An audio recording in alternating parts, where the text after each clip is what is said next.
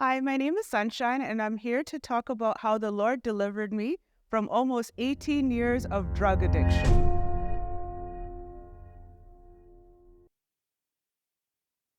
I grew up in a generally pretty good family. Um, I ended up getting intertwined with the wrong people in probably high school because I was kind of trying to look for more friends. And when I started intertwining with these people that were doing drugs, I found acceptance and stuff. I didn't do drugs in the beginning, but as they say, birds of a feather flock together, and eventually around 16 years old, I ended up dabbling in drugs and alcohol. Hi, my name is Lorraine, and I'm the younger sister of Sunshine. Um, I've been a member of Cornerstone for a little over 3 years now. So growing up with Sunshine, I remember she was like the most fun person, very excited about life, very encouraging. Um, she was the defender for sure. Any bullies that came up to me, they knew that Sunshine was my sister, so they wouldn't try it. My name is Kelsey. I am Sunshine's youngest sister. So Sunshine has just always been a fun person. Like as a kid, I would always play with her, and like my friends loved to play with her, and she would just always just see the life of anything that we were doing. And she was just always really fun. And like I noticed something was a bit odd at some point, but again, I was probably like maybe 6 or 7 years old, so I didn't really understand what was going on, but I did notice that I was seeing her less than what I would usually see. I would say the time that I saw a little bit of change was when she was around 14. At this time, we lived in Fort McMurray, and I started to see that like sometimes she would come home, sometimes she wouldn't, and then some of the times too, there were police involved. So when we lived in Fort McMurray, there was a time that a police officer had come to the door. And again, nobody would tell me the details of things because I was like 6 or 7 years old. And we had moved from Fort McMurray to Sherwood Park. And when we had moved, she didn't move with us.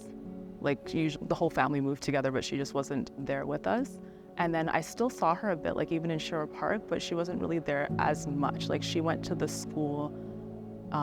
There's like a high school there. I think she was entering high school at that point. She went to that school for some time, but I didn't see her as much as what I remember seeing her as like a kid when she would like play with us and stuff. So It first started with alcohol. And I remember like I got so drunk and like just the feeling I got, like it just gives you this false euphoric feeling. And after that, I had just stayed with alcohol for a while. And then probably a year later, that's when I ended up going into weed. And then further on in my adult life, that's when I ended up going into more harder narcotics. When I was nearing the end of high school, probably about grade 11, almost grade 12, I ended up starting to know like some drug dealers and stuff from parties that I used to frequent. So I ended up being really good friends with lots of these dealers, like lots of crack dealers, heroin dealers, cocaine dealers, like you name it. And we were rubbing shoulders together. And then I remember one day, I was like drinking for a couple of days and I smoked some weed and I was starting to burn out. And then one of my friends that was a dealer was like, "Oh yeah, I see you're getting burnt out here. Have a line of coke." So then I did a line of coke, and I knew from that one line, I did a couple more, and I was kind of getting the feeling that my fate was sealed because this is a very addictive substance. I felt like somebody just like someone just grabbed me and trapped me all of a sudden. So I knew like it wasn't a good thing to do, but I knew, oh, I messed up and I'm not going to be able to get out of this. Just like if you put your hand on like a hot stove and you're like, oh, you messed up, but there is nothing that you can do. You kind of feel embarrassed that you did that. And the substance just takes a hold of you because now you're always thinking about that. I still saw her every now and then. Like she would make, I think, more of an effort to see me than with my other sister. Sometimes like she took me to like Klondike days and stuff, and like we still had like really nice moments, but I just was seeing her a lot less. Some of her friends were a bit odd and kind of shady. Like sometimes we would have her over for like Thanksgiving and she would like come and everything, but she would bring like some strange characters, or sometimes we would drop her off or pick her up from somewhere, but she would go with these strange characters that were her friends, and that was kind of odd because I just didn't imagine her having friends like that. After that, I kept surrounding myself with people that were doing drugs and being in that circle because that's where I felt comfortable. That's where I felt I wasn't going to get judged. But doing drugs and doing alcohol, it came at a price, a very hefty price. I wasn't able to keep a job for more than maybe a year because, you'd get drunk or you'd get high, then you don't show up for your shifts. You end up getting canned. She wouldn't come home. We'd probably see her at first it was maybe once a month, and then it would be once in every 2 months, and then there was times where we didn't see her for a year. But we'd still keep in contact, but nothing big. It would just be hey, whatever, and then we'd just not hear from her. I've seen lots of people that I know OD and die in front of me. Just so many opportunities, just missed and I'm sorry. I'm sorry.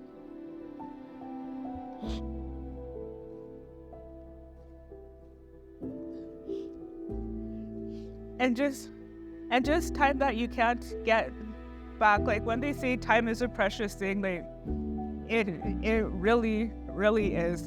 I wasted so much of my life. I'm sorry.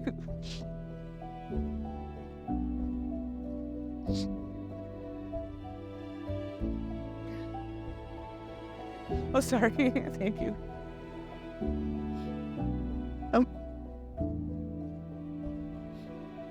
Yeah, it was pretty sad and a little bit heartbreaking because I've always viewed Sunshine in a very good light. She was just a really fun part of my childhood, and sorry, just seeing her like that, the people that she was hanging around, I knew they weren't good people, and I didn't think anything good could come out of that.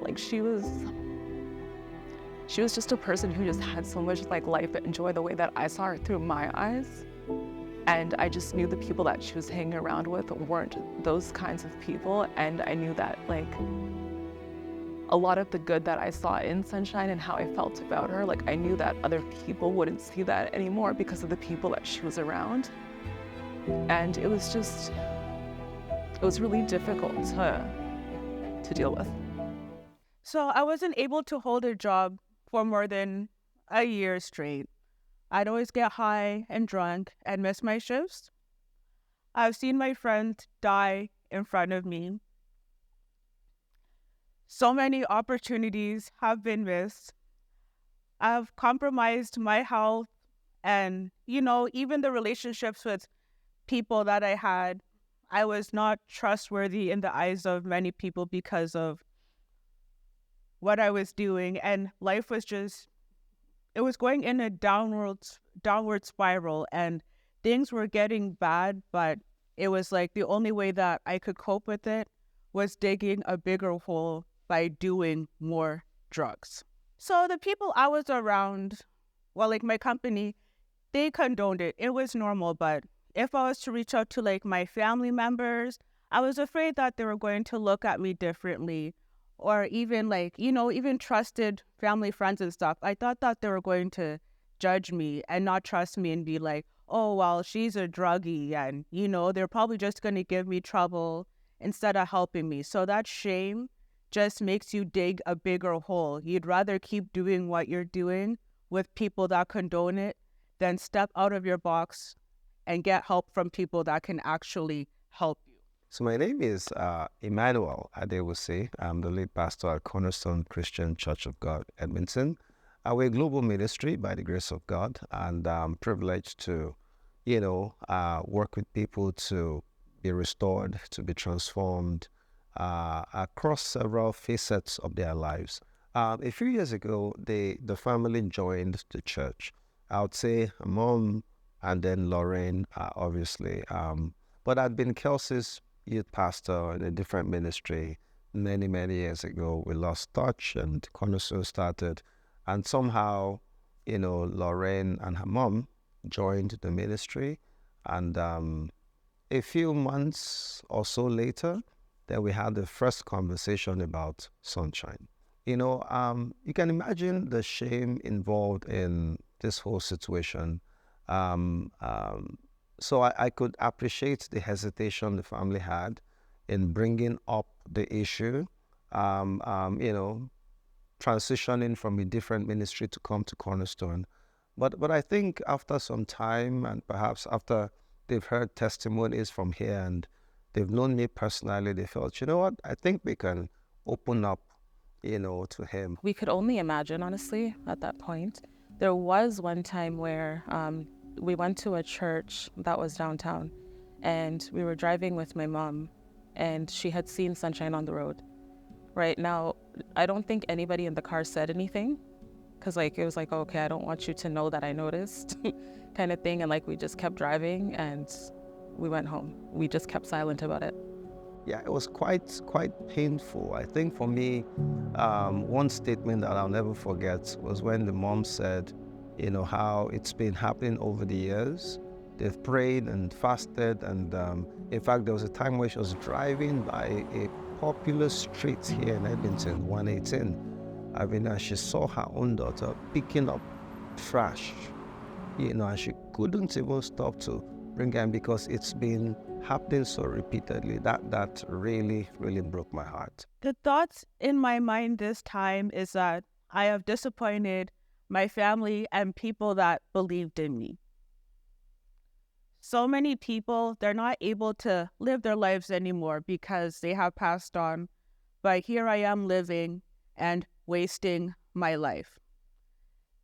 Every single day after work, I would just go right to the bar and drink and do drugs just to mask the pain. If I was not at work, my life was me getting high and drinking. And it put me in the biggest depression. There's so many days I woke up and I'm like, why did I even wake up? And you just go through life and there's a biggest cloud on your head. And the only thing that you know how to do is to do drugs and alcohol. It doesn't help, but it helps to mask the feeling for a little bit. At the end of one of our meetings, he asked me if there's anything else I wanted to talk about. And it was just impressed strongly on my mind to bring up my older sister. So I talked to him about it and he's just like, oh, can she come in for a meeting? And I was like, it's not that kind of situation. I don't even know where she is right now. And he's like, okay, try to contact her, all these things. And then he asked me for my phone. I had a picture of her on Facebook and he kind of just held the phone and, just rocked his head back and forth. And then he's like, okay, it as well. As a matter of principle, I don't like to dwell so much on the things that people have said they've done before because I was never a part of that. And not that I think I'm better than anybody else, but I believe so much in the fact that everybody has their calling. And if this matter is being brought to us now, I know that this is God's time and faith is now. And I came in agreement with them. That's the summary. And we thank Jesus for what he has done. Right. So I left that meeting. On the Thursday following, we went to Bible studies. And he was talking about how God has given us the authority to end certain times and seasons. Right. And that word stuck with me. That was the first word that ever stuck with me, in my life. And I went home and I was telling my mom about it. And then she kept dwelling on Sunshine. And I was like, you know what? From what I learned today, we can stand on that and we can call an end to it. But then we're like, okay, how do we even begin? So the first thing, that was one of the only verses I knew in the Bible. And I was just like, where two people agree upon something, right? So I was just like, okay, we're going to stand on that. And then my mom was like, okay, let's fast for 3 days. And I know my fasting capacity at that time was just it wasn't there. So I said, you know what, I'll go from 12 a.m. to 12 p.m., right? As long as we're praying throughout and we're being real with it, it should be well. I believe it was the second day. I woke up from a dream, and it was a dream basically where there were police officers outside of a restaurant that I had taken Sunshine to. And there were people gathered in a parking lot, and she had appeared in the middle and she had a gun in her hands. Right. So I knew at that point, there's suicide involved in this. So as she's standing in the middle, it got to a point where I noticed there was just blood all over her. So she had already done it. And I was just trying to like keep her conscious, keep her laughing so that like at least blood would keep flowing, but it was done. And then, so when I woke up from that dream, I ran to go tell my mom, but my younger sister, she came out of her room and she's like, I had a dream about Sunshine. And so like I just like ran out of my room and I bumped into Lorraine and we ended up sitting on the staircase and I was just like, Lorraine, I had a dream about Sunshine. And Lorraine hadn't said anything yet. She's just like standing there staring at me. She's like, okay, like what was the dream? When we told my mom, she's just like, you know what, I think you should tell Apostle Emmanuel and see like if there's anything or whatever. Here I was thinking it was like symbolic of something and he was like, no, this is the real deal.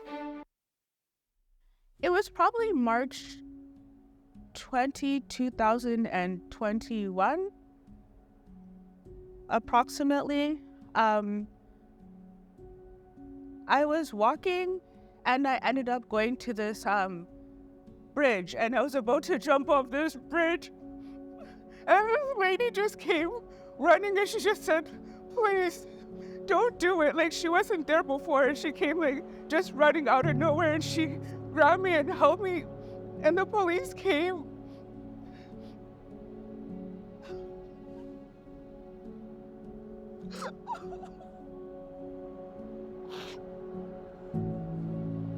And I got like evaluated and stuff. Like they held me like in a cell because I was being like very, very erratic. And then I went to the hospital after and then they said I could go back. I went back to where I was at like the drug building that I was at. I got more high, I got drunk, and then my sister had messaged me and I told her what happened. We wanted to make her feel like, you know, we love you because we knew that she didn't feel loved, right? So we took her to Kingsway Mall and we decided to just like go get food, go buy her clothes and stuff. And she ended up going wherever she went. The very next day she came to the house. Now at this time I didn't know how to pray, but I just said, you know, come to my room before you leave. And like I placed my hands on her head and I was like, Lord, keep her safe. Something very small. She went on her way.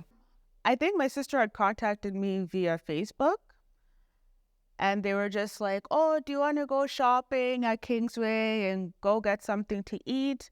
And I was like, yeah, sure. I didn't really understand like their motive or the context behind them asking me out. And around that time, that's when Apostle Emmanuel had actually texted me and he's like, oh, like, you know, I'm Apostle Emmanuel and I know you don't know me, but your sister comes to our church and I would really like to have a sit down with you and talk with you and get to meet you. But I had ignored that message. With Apostle Emmanuel, I was like, oh, maybe this is somebody that's just going to try to judge me. So I was kind of just repelled from that. And I didn't know him. All I knew was that he was the leader of the church that my sister goes to.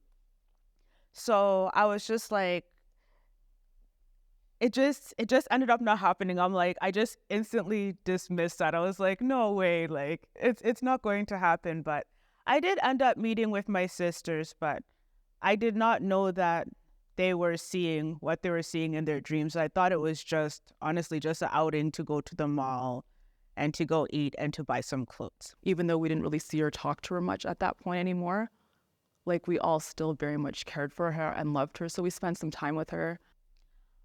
I think I had talked with my mom because she had heard what I had tried to do.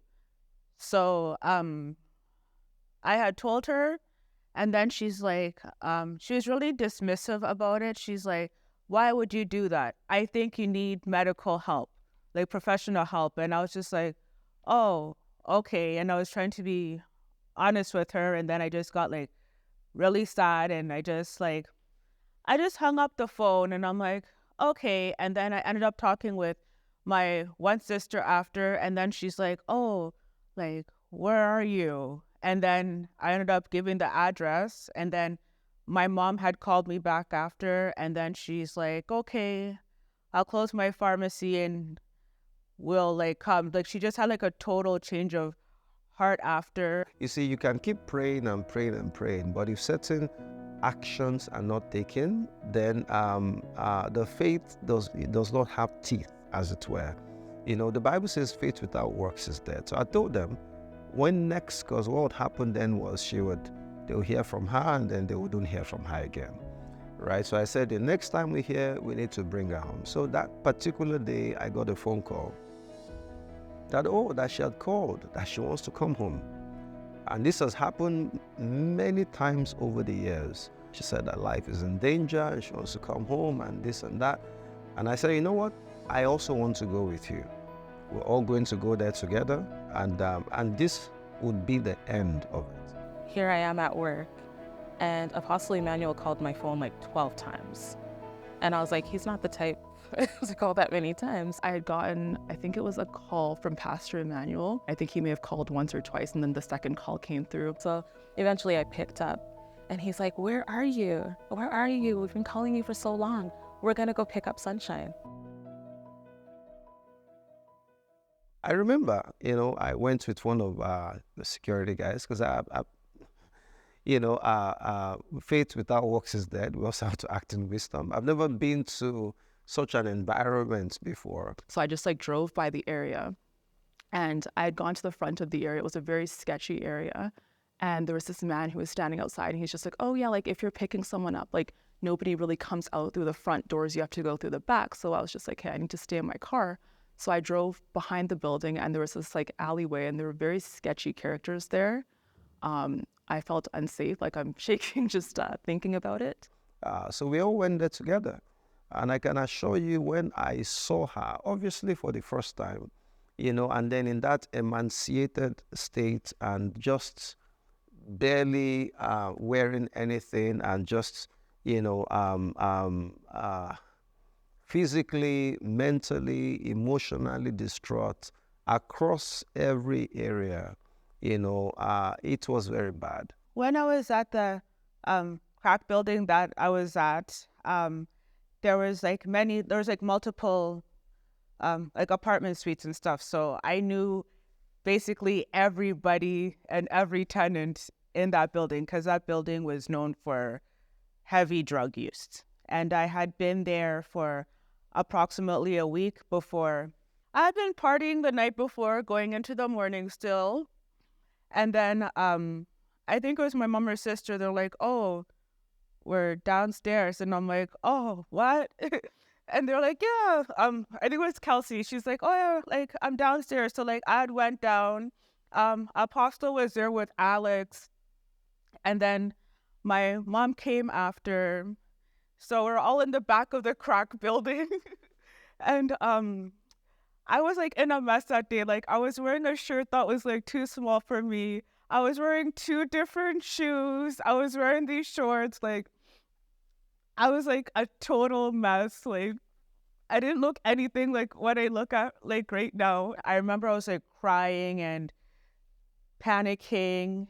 And the reason why I didn't go back, I think I kind of had in my mind, like, this is finally coming to an end. Like, just finally, like, I'd been through so much torment, trying to jump off the bridge and stuff. Like, it's like, not, it can't get any worse than this. Like, this is just coming to an end. And then just when I saw, like, my mom and sister and Apostle Emmanuel and Alex, I was just like, okay, like, this is it. And ever since then, it has been it. I felt ashamed because most people that do drugs, like if you're really having an addiction, you kind of try to hide it, whether you're spraying yourself to hide the smell of weed or, blowing off people till you sober up, till you can meet them. But I felt at that time, like it was kind of out, like everybody knew what I was doing. Like it wasn't just a joint, like it was like way worse stuff than just weed. And I'm like, okay, it's out and everybody knows. So I think the thing I should do now is just try to be clean. And I didn't want to live like the lifestyle of getting high and stuff. Like, I wanted to be sober and I wanted to have a good quality of life. And, you know, I was just like, this is maybe like the time. Of course, it would suck for me because I like left lots of friends in the lifestyle, but I was just like, this is it. I can't hide anymore. Like, I was an open book. So from then you just have to get clean and better. So when we picked up from there, of course, we had to do what was right. So first of all, they're in the medical field. At that time, the mother was a pharmacist, owned her own pharmacy. So I encouraged them to, of course, do what needed to be done for the harmful substances in that system to be flushed out. They decided to stop by, I believe it was the pharmacy or a doctor's office. I wasn't there at the beginning. And then I drove to the pharmacy because my mom called me and she's like, hey, I need you to come. So I came to the pharmacy and then we went to the doctor's office that was next door to the pharmacy. And at that doctor's office, she received some medication, but it wasn't working. It was meant to, I think, probably calm her down because she was in a very panicked, shivering state and she was crying. Her behavior was very erratic at that point. She was crying. Before she had come home too, I don't know if it was still there, but she was suicidal at one point. So we basically had to monitor her, right? Because we didn't know what was going to go on. On the drive there, I was trying to keep her calm. And I noticed that if I would make her laugh or something, she would just not be shaking anymore. She wasn't crying or anything. So I was like, hey, I need to do this. But then I was like, I also need to drive and I can't really do both at the same time. So I was just kind of alternating in trying to keep her calm by laughing, but then at the same time trying to focus on the road. So we eventually got to the Clearview place. One of the ladies, I think she might have been a nurse or something, she came and she gave her some medication while we were waiting in the line. And she just went very calm. And then they finally, I think it was the doctor who finally came to see us because we finally got into one of the consultation rooms or the beds. And we finally got in and the doctor was talking and the doctor was saying yeah, she might have to stay overnight. And then for whatever reason, the doctor determined she doesn't have to stay overnight. So we ended up being able to go home. My younger sister is the one who did more of the monitoring when I would go to work and stuff. The doctor had given me some Ativan if I had panic attacks and stuff. So my sister Kelsey decided to be in charge of my medications because I wasn't even allowed to have my medication to myself. I had to have it given out to me. So she would give me an Ativan when she'd see I'm having a panic attack.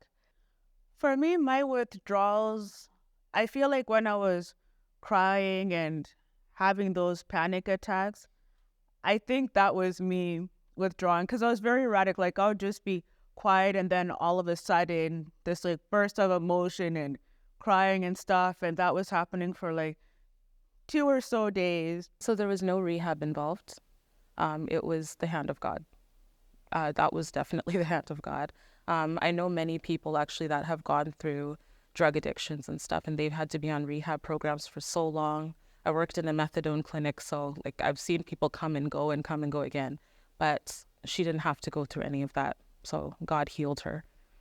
When we would get home, it was okay, now we need to focus on her, spend time with her, just fill her with the love that we've been holding back for so long. We need to be giving it to her. And then just a lot of praying for her. I remember too, the first time I ever wrote a song, she was involved in it. So it was very nice. Yeah. My family members praying for me and hearing the word of God. That's what got me through it. And I'm really surprised because many people I know, even if they're on drugs for 2-3 years, lots of them, they're going to treatment centers and stuff. And I didn't have to do that. So I'm just very, very thankful that God is repairing my body too. Even my gums, they were really dark before when I was doing drugs, and they're starting to brighten up now. Even my mental clarity, I'm able to think properly and have better critical thinking, and I'm able to manage my emotions better and to make better decisions in life now. We can go through anything if we're supported by people who love us. I really want to give a huge shout out to the mother, who stood by her. I can imagine how challenging, how disappointing, how painful it would have been over the years, but to see that love, not just from the mother, from the father, also from the siblings, from Lorraine, from Kelsey, and their oldest sister, and still being able to respect her and give her the dignity that she deserved. There's so much to learn and draw and appreciate from this story. God is so merciful, and I'm just so happy that He put like the right support when I needed it. Like, I thought I was just going to be doomed, but God had another plan for me, and I'm just so happy, and I'm so thankful for like CCCG and like my family and like just the wonderful support system I have. Like, I had never met Apostle in my whole life, but him and my sister and my mom, they saved me from a crack building. They literally took their time to come and they like got me out. And I'll always have like the biggest respect for him because like he didn't even know me. He didn't know what situation he was coming into, like going, into like a drug building and stuff. And ever since then, my life has been like different. In my own case, began the spiritual aspect of things, or rather continued, and then the trauma aspect and having conversations and resolving issues of the past, and then also now getting her into our own system as a ministry, taking basic leadership class, advanced leadership class, and telling her not to miss any single service. Because every time we're in God's presence, rejuvenation is taking place, revival is taking place, life is being communicated.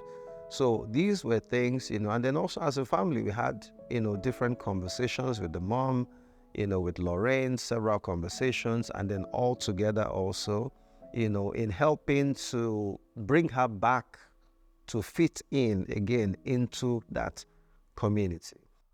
When I first started, I really didn't have faith because I was still shrouded by shame. So there's still a shame cloud. I'm like, oh, everybody knows what I did. So like the faith part wasn't there, but I was leaning on like the people that were caring for me, like my family and like, Apostle Emmanuel and lots of the people here at like CCCG. They were like, when people say, if you don't have faith, I'll have faith for you. That's what happened. And I was just kind of, leaning on people until they were able to help me get back up. And I was able to have faith and start doing things for myself. Now, there was one thing that was a huge concern, obviously, and that's a relapse, right? So many times people come as far as making progress, but the past comes to pull them back again. So one big thing that she was told not to do was to cut off, or what she was told to do was to cut off from the old friends. Because one thing about Sunshine, as you would have realized, she's very, very, very empathetic. She's very loving, right? Deeply loving. So we had to help her to cut off her connection with the people from the past, which at some point was challenging, but I'm so grateful to God that He gave her the grace to do that. And a year or so later, she was able to reconnect to some of them to help them out, and in some cases unsuccessfully because everyone has to make their own decision. But I'm glad that she was able to cut off. So if you're out there and this is an issue that you have, you cannot bring people out if you're still on the ground yourself. So I'm really glad that she was able to do that. Even when I started being clean, I remember like crying like, oh, I don't have any friends and this and that. And yeah, God just made everything new. Like I have so many friends now that genuinely care and, like we support each other and we want to see each other do good. And I'm just very blessed. I'm so happy. Like even like at my work, like my supervisor at that time, like she had held on to my job when this was happening. So I hadn't been to work in a couple weeks. And then she actually put me on like a mental health leave.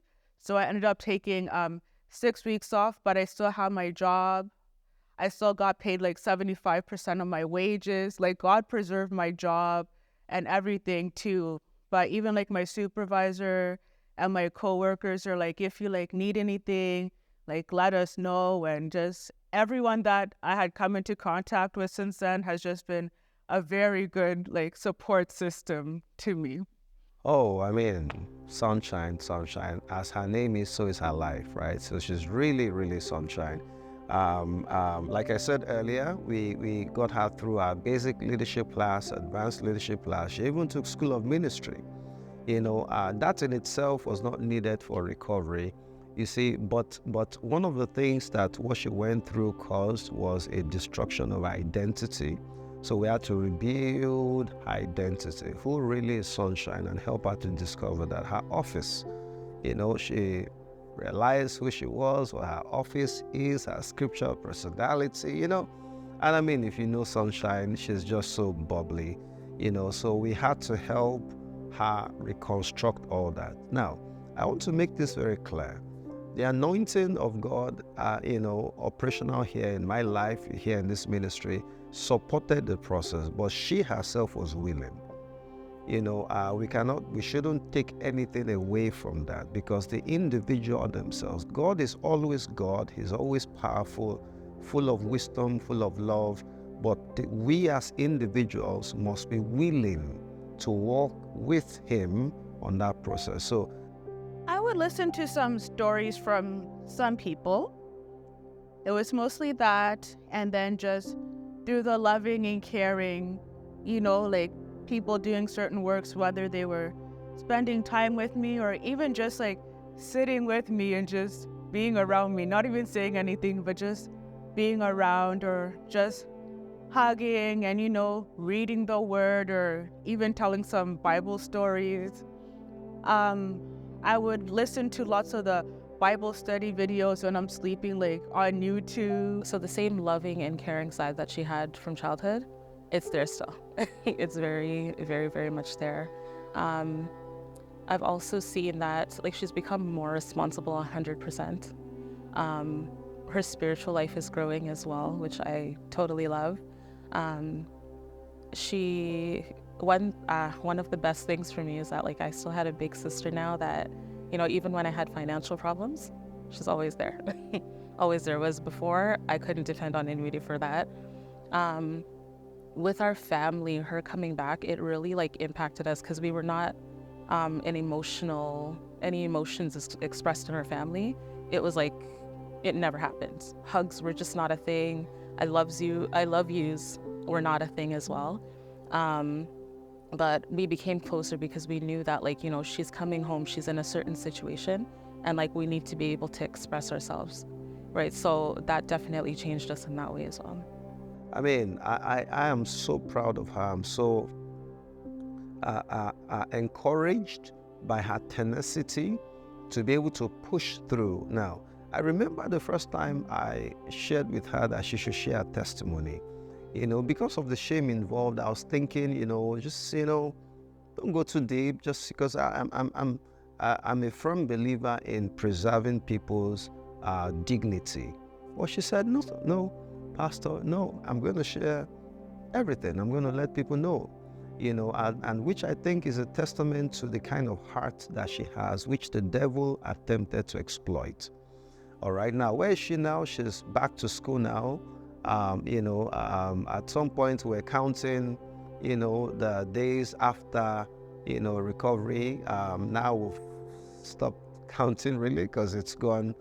It's over 2-3 years now. I've lost count. And most importantly, she knows where she's going, which I think is something that I am very grateful to. She seemed very enthusiastic of actually like coming to church. Like sometimes she would be the one who's like, hey, like let's go to church kind of thing. And like I attended CCG sometimes here and there, but like I was not a regular member. Like I would just kind of come because I enjoyed the Bible studies. But she was like very like interested in going, and I was just like, hey, if she wants to go, like I'll go with her. Just her regularly coming to church, and then she just had a different like view on life in terms of like wanting to like, go back to school, upgrade some of her courses that she's taken and stuff. And this was somebody who hates like doing schoolwork. Like Sunshine will do anything to not do schoolwork. But she just had like a desire to like, I want to like, complete my course and stuff so that I can get into a better program. And she just seemed like, now I was hearing her talk about the goals for her future. Like I had never heard her talk about her goals for the future. It was just kind of like now, like what we're doing now, what fun activity we're doing now. But now she started like talking about, oh, in X amount of years, like I want to have this, I want to have this, I want to be doing this. I want a career that I actually like really enjoy. And it was a complete shift. After that situation, I was just like, no, like there's no human being that can do this. This is not a coincidence. This was God, and he chose to look at our family and just have mercy, because, it was an emotional time for a lot of people, but he chose to have mercy. And this was, like she said, it was an 18-year problem, but he just said, no, like I'm gonna have mercy on you guys. We felt the love 100%. Originally, I thought that God had forgotten about me because, like, there are some things that I did to myself, whether to stop my progress or, things in life. And I'm like, oh, like, God doesn't really care.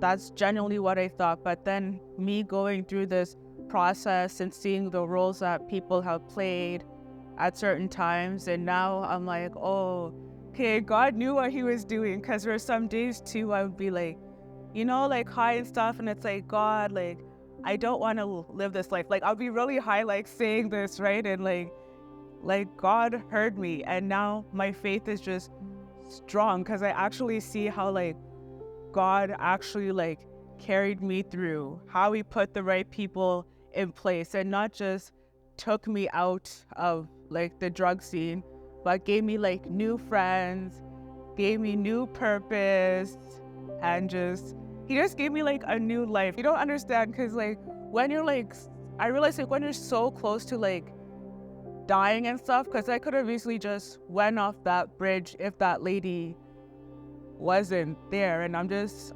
thankful to be alive, and, like, I know God is going to continue carrying me. I don't know where I'm going to end up, but I know I'm only going up, and I have the best people around me to help me, and that's what counts. I had never met Apostle in my whole life, but back then he was still working his secular job. Him and my sister and my mom, they saved me from a crack building. They literally took their time to come, and they, like, got me out. And I'll always have, like, the biggest respect for him, because, like, he didn't even know me. He didn't know what situation he was coming into, like, going, into, like, a drug building and stuff. And ever since then, my life has been, like, different. So I'm thankful to God for having given us the opportunity to see restoration, to see transformation. And I know that if God did it for Sunshine, it reminds me of the man that was caught by the gate called Beautiful. The gate had a beautiful name, but the man had no beauty at all.